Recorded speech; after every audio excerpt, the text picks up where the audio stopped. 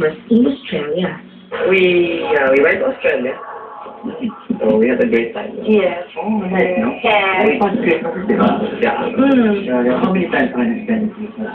Actually, this is my first time to spend Christmas in Australia. After before, I would visit after Christmas kasi I'd spend it naman here with my family. Ito Pasko talaga. Ito Pasko talaga, and Michelle made it really, really special. She cooked, she cooked turkey, my ham. So it was a beautiful Christmas. I had a great time. How were the children naman? Sila Lila at Sarah? Very good. They're Dalaga na, ano? Mga dalaga na? yeah, 10 and 5. So yeah, thrilled. May mga exchange gifts din sa Australia. Oo. Actually, doon sila hindi lang isang regalo, tatlo. Like, sa mga anak ko, minsan tatlo na natatanggap ko. Ano yung regalo ni Kim share together? Wow. Laptop. Kasi yung computer ni Michelle, medyo, Outdated na. Balik Pinas naman ang dalawa for the new year. Sa countdown na taon-taon lang ginagawa ng GMA, namataan mag-isa lang si Ogie. Dalawa ito sa eksena noong 2006 countdown kung saan sabay na sinulubong ni ng Ogie and Regine ang 2007. Isang eksenang lalong nagpaiting sa puro-puro noon na may relasyon nga ang dalawa. Ako, nag-work ako eh. I had to do the GMA countdown 3 years ago. Yeah, I saw you. I was with my family. And we had a great time. Ang sarap. Kasi pag New Year, actually, pag New Year kasi talagang magkakasama talaga kami. Yun ang namin eh. Pagka Christmas kasi, syempre may mga asawa ni mga kapatid ko. So, dun sila sa mga family nila. But New Year, magkakasama kami. 2008 is going to be a fresh start for the two. First big project on the checklist is a romantic comedy movie. What are your plans for 2008 as far as your career is concerned? You have a movie together, di ba? Yes, this year we're doing a movie together. Actually, that was last year, but they decided to do it this year. We're supposed to start in February. The title is tentatively Love is Blind and Deaf. Love is Blind and Deaf. It's a romantic comedy. It's going to be under GMA and Viva. It has nothing to do with your personal life, no? Hindi naman. Because you're not blind and deaf, no? Kasi wala mga hula-ulat na yun, no? Meron din. Ano daw? Meron, mabubuntis daw ako, magkakabigin na daw tayo. Ganon? Sabi. Sana ako naman. More explosive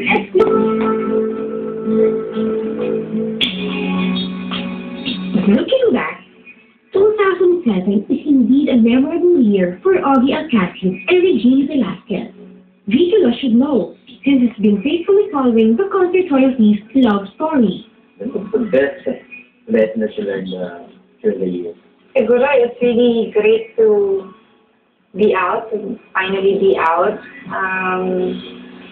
You know, we tried to hide the relationship for a long time. For a good reason, as you found out. Because we needed to protect a lot of people. We tried to protect each other also. I mean, like, and I keep saying, hindi naman yun ganun kadali. I mean, a lot of people were kind of, parang inaano kami na, ngayon nyo sinabi, ngayon nyo lang sinabi. Parang, hindi naman yun ganun kadali. I mean, okay lang if we were both single, you know, but, you know, maraming taong involved. Mga minamahal pa namin sa buhay, so it's not that easy.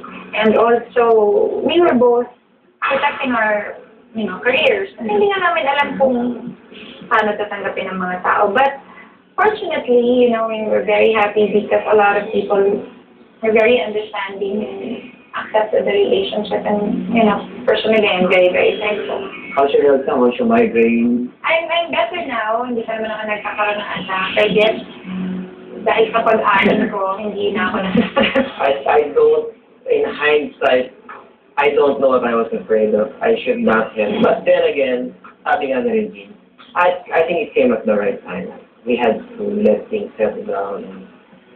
And it's been great.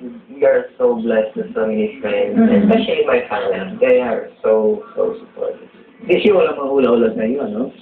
Wala, no? Ay, ula-ula. Meron din. Ano daw? Kunyari, mabubuntis daw ako, magkakabibig daw tayo. Ganon? Sabi. Magkano mo kayo But ganun? then, lagi naman ako inuulaan na buntis ako. Baka every year, no? Baka this year magkakito. Hindi, Sana ako ang ama. Tama ba yun? Pangit. Pangit. May iba pa ba? O kasi naman na-chismis ako, ibang tatay. Oo, Oo, sa akin lang, sa akin. Oh, hindi ko nga alam. Yung ba yun ang chismis? Iba yung tatay ko. May ganun? Ay, oo. Sino yung hula? Baka si ano yan, si Blind Manang item. something, di ba? Blind Ah, item. Parang blind item. Iba ang tatay. Iba ang tatay. Oo. Malayo na ang narating ng pag-amin sa publiko ng dalawa.